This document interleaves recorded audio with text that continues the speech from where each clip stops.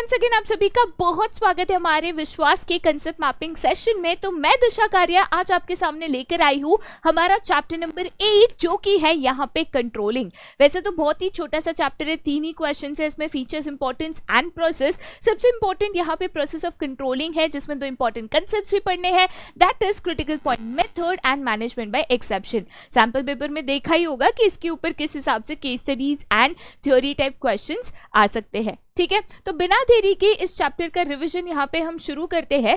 सबसे पहले हम समझते हैं कि भाई जब कंट्रोलिंग की बात करें तो कंट्रोलिंग का एग्जैक्ट मतलब क्या होता है। देखो बेटा, कंट्रोलिंग की अगर बात करी जाए तो कंट्रोलिंग का काम होता है ये देखना कि आप प्लानिंग कर रहे हो। ठीक है, आपने सोचा कि भाई मुझे काम करना है तो इस मुताबिक मुझे करना है, मैंने स्टेप वाइज उसका प्लान तो बना लिया, लेकिन जब काम हो रहा है या जब आप काम कर रहे हो तो ये काम प्लान के मुताबिक हो रहा है नहीं हो रहा है ये कौन देखेगा। तो ये कंट्रोलिंग फंक्शन का काम होता है। कंट्रोलिंग इंश्योर करता है कि चीजें प्लान के मुताबिक हो, और अगर नहीं भी हो रही, मान के चलो कि एक्चुअल जो परफॉर्मेंस है वो प्लान के मुताबिक नहीं है, मतलब स्टैंडर्ड परफॉर्मेंस के मुताबिक नहीं है, तो ऐसे केस में हम डिविएशंस फाइंड आउट करते हैं कि भाई क्या गलती हो रही है, कहाँ पे गलती हो रही है, क्यों चीजें प्लान के मुताबिक नहीं हो रही, और उसको करेक्ट करते हैं कि भाई यहाँ पे ये दिक्कत आ रही थी, हमने उसको सॉल्व किया, वापस प्लान के मुताबिक काम करो so that chances of achieving goals increase हो जाए। तो यहाँ पे जब मैं कंट्रोलिंग की बात करती हूँ, सबसे पहले यहाँ पे स्टैंडर्ड या तो प्लान परफॉर्मेंस होता है जो प्लानिंग स्टेज पे आप डिसाइड करते हो, उससे आप एक्चुअल परफॉर्मेंस को कंपेयर करते हो जो आप करेंटली काम कर रहे हो। ठीक है, कंपैरिजन में लगता है कि कोई डिविएशन है, कोई यहाँ पे गड़बड़ घोटाला है दोस्त। ठीक है, तो ऐसे केस में गड़बड़ घोटाला क्या है, कहाँ से आ रहा है, ये पता करने की कोशिश करो और फिर उसको करेक्ट करो, और हाँ इंश्योर ये भी करो कि वापस ना हो।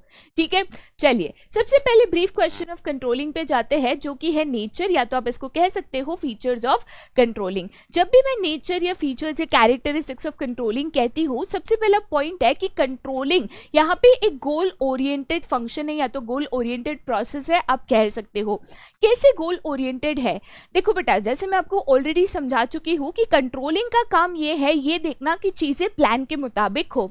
हम जब प्लानिंग करते हैं तो प्लानिंग में फर्स्ट स्टेप क्या होता है कि भाई आप सेटिंग ऑब्जेक्टिव्स एंड गोल्स कर रहे हो, कि पहले तो ये देखो कि आप क्या पाना चाहते हो, क्या आपके गोल्स है, क्या आपके ऑब्जेक्टिव्स है, फिर उसको अचीव करने के लिए प्लानिंग आपने करी। ठीक है, कंट्रोलिंग कहता है कि भाई प्लान के मुताबिक आपको चलना है सो दैट आप गोल्स एंड ऑब्जेक्टिव्स अचीव कर सको। तो इन अ वे कंट्रोलिंग भी गोल ओरिएंटेड प्रोसेस है या गोल ओरिएंटेड फंक्शन है। ठीक है, नेक्स्ट चीज बेटा यहाँ पे क्या है, तो वो कहता है कि कंट्रोलिंग एक परवेसिव फंक्शन है। ठीक है, सबसे पहले जब मैं यहाँ पे कहती हूँ परवेसिव, तो परवेसिव का मतलब यहाँ पे बेटा क्या होता है, तो प्रेजेंट एट ऑल लेवल्स। अब देखिए बेटा, हमने लेवल्स ऑफ मैनेजमेंट पढ़ा, top level, middle level, lower level, तो कंट्रोलिंग तीनों लेवल पे यहाँ पे प्रेजेंट होता है। टॉप लेवल जो है मिडिल लेवल को कंट्रोल करता है या उनकी एक्टिविटीज को कंट्रोल करता है, मिडिल लेवल लोअर लेवल को करता है, लोअर लेवल जो है अपने अंडर एम्प्लॉयज को करता है, एंड सो ऑन। तो कंट्रोलिंग ऑल परवेसिव है, ऑल लेवल्स ऑफ मैनेजमेंट पे वो प्रेजेंट होता है। नेक्स्ट फंक्शन बेटा यहाँ पे क्या कहता है कि कंट्रोलिंग जो है दोनों backward looking as well as forward looking है। ए बैकवर्ड लुकिंग मतलब कंट्रोलिंग करने के लिए आपको पास्ट में भी देखना पड़ता है, और फॉरवर्ड लुकिंग मतलब फ्यूचरिस्टिक अप्रोच भी यहाँ पे होता है। कैसे कंट्रोलिंग में दोनों पास्ट एंड फ्यूचरिस्टिक अप्रोच यहाँ पे होता है वो मैं आपको बता दूं। देखिए, सबसे पहली चीज कंट्रोलिंग आप कैसे करते हो, तो पहले आप देखते हो कि प्लानिंग में क्या स्टैंडर्ड परफॉर्मेंस है, फिर उसको एक्चुअल परफॉर्मेंस से कंपेयर करते हो। तो उसके लिए आपको प्लानिंग फंक्शन पे जाना पड़ा जो कि पहले ही हो चुका है, मतलब आपको पास्ट में देखना पड़ा, राइट। उसके बाद अगर कोई डिविएशन है, मान के चलो कि जो आपका स्टैंडर्ड परफॉर्मेंस है, एक्चुअल परफॉर्मेंस है, वो मैच नहीं हो रहा है, कुछ तो गड़बड़ है दया। ठीक है, तो ऐसे केस में भाई साहब तुमको ये सोचना है कि क्या गड़बड़ है, उसको करेक्ट करना है, और साथ ही साथ ये देखना है कि कल उठ के फ्यूचर में ये सेम चीजें रिपीट ना हो, राइट। तो प्लानिंग के लिए आप पास्ट में गए, फ्यूचर में चीजें रिपीट ना हो तो ये फॉरवर्ड लुकिंग हो गया, राइट। चलिए आगे जाते हैं नेक्स्ट पे, जो कि कहता है कि कंट्रोलिंग एक कंटिन्यूअस फंक्शन है, राइट। अब देखो कैसे कंटिन्यूअस फंक्शन है मैं आपको बता देती हूँ। अब मान के चलो कि काम हो रहा है, आपने कंपेयर किया, डिविएशन फाइंड आउट किया, करेक्ट किया, तो क्या हो गया, नहीं, जब तक काम चल रहा है तब तक कंट्रोलिंग की जरूरत पड़ती है। हर एक काम में, हर एक एक्टिविटी में कंपैरिजन की जरूरत पड़ती है। देखना पड़ता है कि प्लान के मुताबिक हो रहा है या नहीं हो रहा, जब तक आपके गोल्स अचीव नहीं हो जाते। तो जब तक काम चलते रह रहा है तब तक कंट्रोलिंग भी यहाँ पे चलते रह रहा है, इसीलिए हम कहते हैं it is a continuous function. ठीक है, अब हम आते हैं टू द नेक्स्ट क्वेश्चन, जो कि है इंपॉर्टेंस, या तो आप इसको सिग्निफिकेंस ऑफ कंट्रोलिंग भी कह सकते हो, ये वन एंड द सेम है। सबसे पहले इंपॉर्टेंस क्या कहता है कि कंट्रोलिंग आपको मदद करता है कि आप ऑर्गेनाइजेशन के गोल्स अचीव कर सको। देखो, कंट्रोलिंग इंश्योर करता है कि चीजें प्लान के मुताबिक हो, प्लानिंग इंश्योर करता है कि चीजें इस तरीके से की जाए कि आप गोल्स को अचीव कर सको। तो इन अ वे कंट्रोलिंग से प्लान फॉलो होता है, या प्लान को हम फॉलो करवाते हैं तो एक तरीके से गोल्स को अचीव कर पाते हैं। नेक्स्ट इंपॉर्टेंस यहाँ पे क्या कहता है कि यहाँ पे आप एक्यूरेसी ऑफ स्टैंडर्ड्स, या तो आप कह सकते हो जो टारगेट्स आपने सेट किए हैं वो भी आप मेजर कर सकते हो। अब कैसे? फॉर एग्जाम्पल लेटर से कि मैंने प्रोडक्शन डिपार्टमेंट में, मैं यहाँ पे किसका एग्जाम्पल ले रही हूँ बेटा, तो मैं एग्जाम्पल ले रही हूँ आपके प्रोडक्शन डिपार्टमेंट का। ठीक है, ये प्रोडक्शन डिपार्टमेंट में मैंने टारगेट सेट किया था कि हर एक employ 50 units per month produce करेगा। ठीक है, जैसे ही फर्स्ट मंथ कंप्लीट हुआ मैंने देखा कि हर एक एम्प्लॉय करीबन 40, 38, 41 ऐसे यूनिट्स प्रोड्यूस कर रहा है। मतलब इन अ वे कहीं ना कहीं कोई ये टारगेट अचीव नहीं कर पा रहा है। अब यहाँ पे कोई टारगेट अचीव नहीं कर पा रहा, तो भाई यहाँ पे दिक्कत टारगेट सेट करने में आई है, लोगों में नहीं है। राइट, बहुत बार ऐसे होता है कि जो हम टारगेट से स्टैंडर्ड सेट कर देते हैं वो ही बहुत ज़्यादा होते हैं, या बहुत कम होते हैं, या प्रॉपर होते हैं, मतलब सही से सेट नहीं होते। राइट, तो ऐसे केस में कंट्रोलिंग करते वक्त हमें ये भी पता चलता है कि अगर टारगेट गलत सेट हुए हैं तो उस तरीके से आप उनको रिफ्रेम कर सकते हो, टारगेट्स को रिवाइज कर सकते हो। टारगेट बना दो 40। ठीक है, नेक्स्ट इंपॉर्टेंट चीज क्या है, तो making efficient use of resources. ये जब भी मैं बात करती हूँ एफिशिएंट, उसका मतलब क्या होता है, तो in a way minimum wastage of resources. Right, तो बेटा जब मैं यहाँ पे मिनिमम वेस्टेज ऑफ रिसोर्सेज कहती हूँ तो ऐसे केस में कंट्रोलिंग का काम क्या होता है, तो पहले से प्लानिंग में हमें पता है कि कौन कब क्या करेगा। ठीक है, कंट्रोलिंग यही देखता है कि जो जिसको काम दिया गया है, डिवीजन ऑफ वर्क है, वर्क अलॉटेड है, वो जो प्लानिंग है उसी के मुताबिक हो।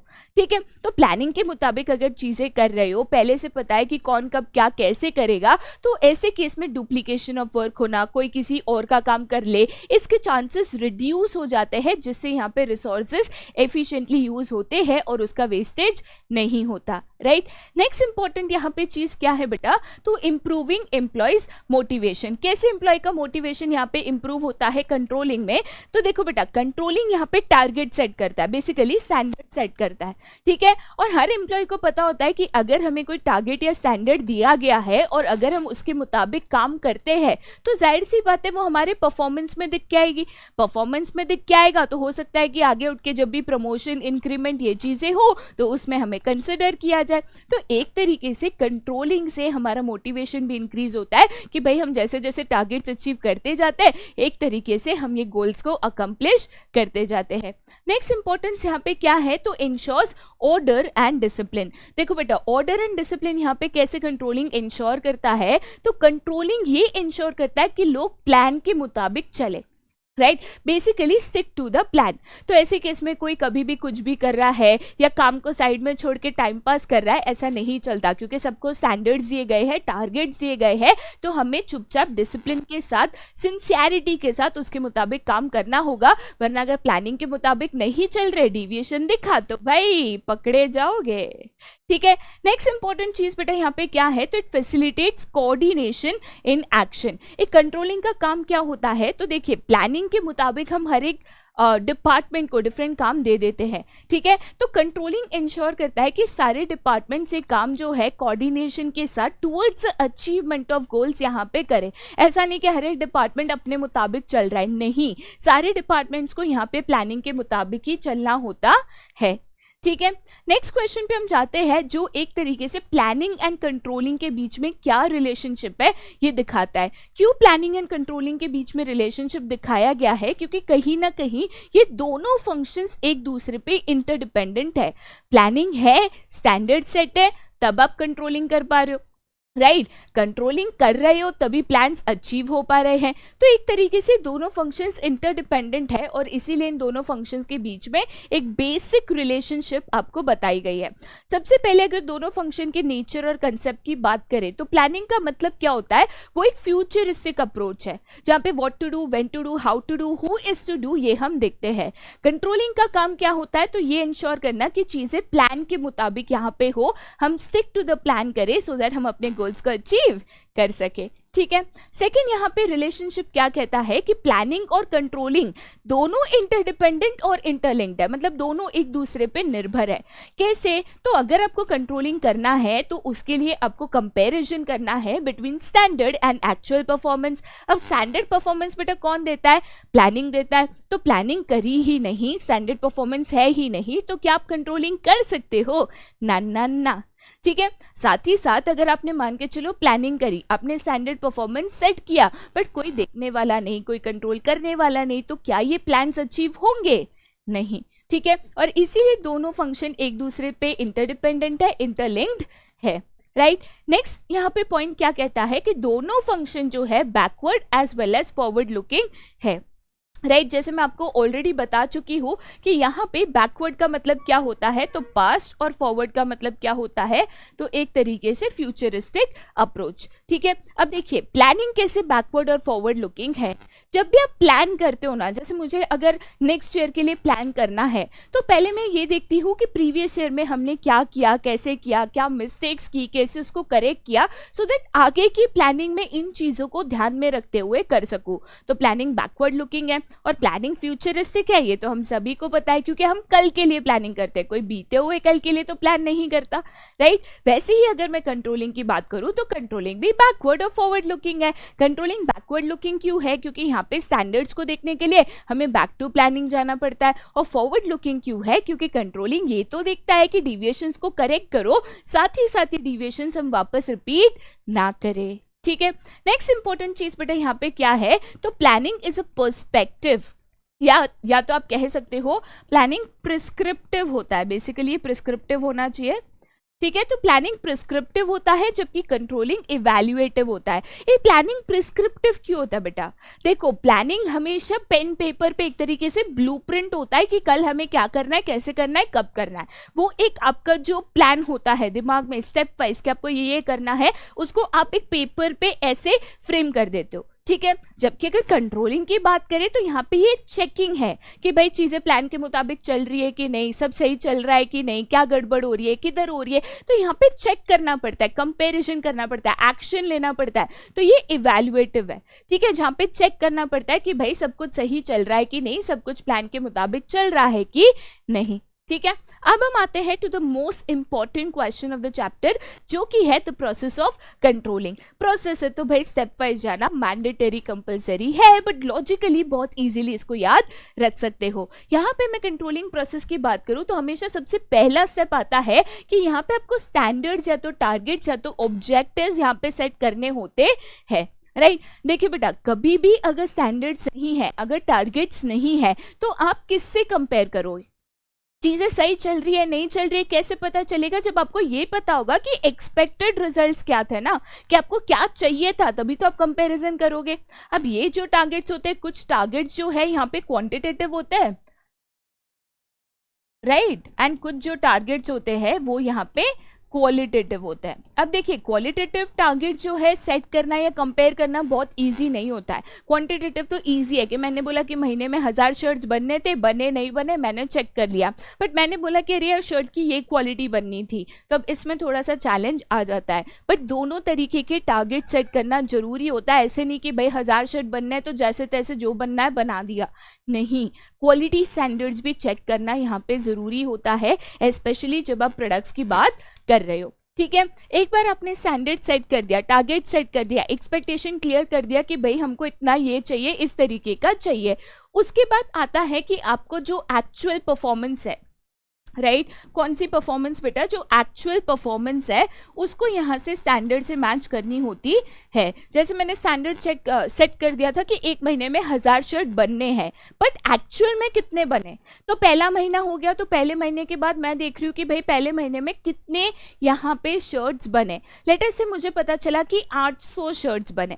ठीक है, तो भाई यहाँ पे मैंने जब कंपेयर किया तो मैंने कहा कि जो मेरा स्टैंडर्ड है वो मैंने सेट किया था कि 1000 शर्ट्स बनने थे इन अ मंथ। ठीक है, एक्चुअल परफॉर्मेंस मैंने चेक किया तो 800 शर्ट बने हैं इन अ मंथ। राइट, तो कंपैरिजन अगर मैं करूँ तो 200 शर्ट जो है वो यहाँ पे कम बने हैं। ठीक है, तो इन अ वे ये क्या है बेटा, डिविएशन है कि भाई जो आपकी एक्सपेक्टेशन है और जो रियल में काम हुआ है वो यहाँ पे मैच नहीं कर रहा। तो जब हम परफॉर्मेंस कंपेयर करते हैं तब हमें पता चलता है कि भाई इसमें कोई डिविएशन है या नहीं है। अब यहाँ पे शर्ट्स कम बने हैं मतलब डिविएशन है। अगर मान के चलो कि मैंने टारगेट सेट किया होता 1000 और बने होते 1000 तो कोई डिविएशन नहीं, काम सही चल रहा है भाई, चलते रहने दो। ठीक है, तो देखो पहले आपने टारगेट सेट किया, ठीक है, फिर एक्चुअल जो काम हो रहा है उसको देखा, फिर दोनों को कंपेयर किया। कंपेयर करते वक्त पता चला कि कोई डिविएशन है या नहीं है। अगर डिविएशन है तो भाई क्या डिविएशन है, क्यों 200 शर्ट कम बने, क्या दिक्कत आई, ये डिविएशन को आपको यहाँ पे एनालाइज करना होगा। राइट अब डिविएशन एनालाइज करने की बात आती है तो छोटी सी छोटी अगर मिस्टेक है, मान के चलो कि 1000 शर्ट महीने में बनने थे, 999 शर्ट बने हैं, ओ डिविएशन है, एक शर्ट कम बना, क्यों बना, क्या हुआ, कैसा। ए भाई इतना चलता है।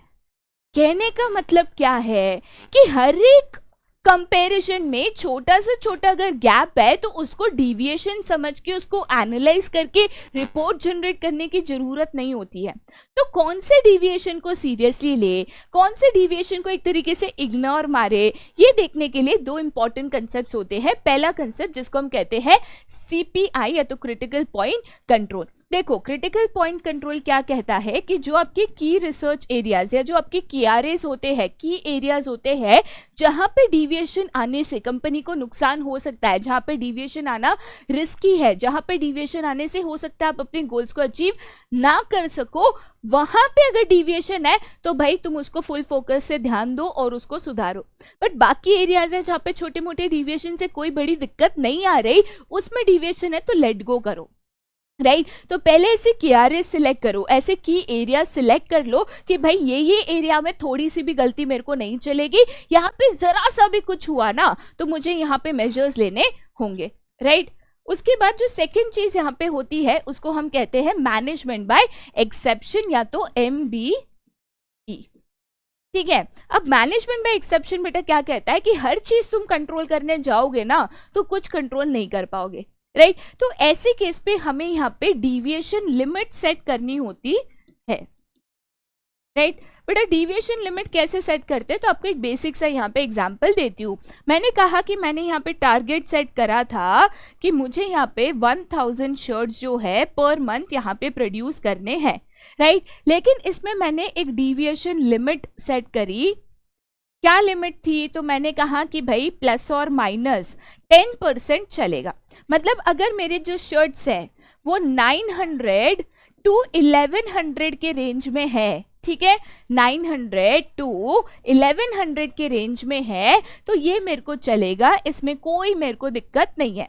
बट हाँ 900 से कम या 1100 से ज़्यादा गए तब ये एक्चुअल डिविएशन है और यहाँ पे मुझे ध्यान देने की ज़रूरत है। कहने का मतलब क्या है कि भाई एक लिमिट सेट कर दो, 1000 शर्ट बनने हैं, थोड़ा बहुत ऊपर नीचे चलेगा, थोड़ा बहुत मतलब कितना, तो वो भी बता दिया 10% कम ज़्यादा चलेगा, कोई दिक्कत नहीं है। बट उससे कम ज़्यादा हो गया हाँ तो ये डिविएशन है। तो सारे डिविएशंस को यहाँ पे नहीं देखे जा सकते, छोटी छोटी हजारों एक्टिविटीज होती है, हजारों एक्टिविटीज को क्या तुम कंट्रोल कर पाओगे, नहीं। तो इसीलिए देखना होता है कि कहाँ पे कंट्रोलिंग की जरूरत है और कहाँ पे इसकी जरूरत नहीं है, जो ये दो कंसेप्ट से किया जाता है।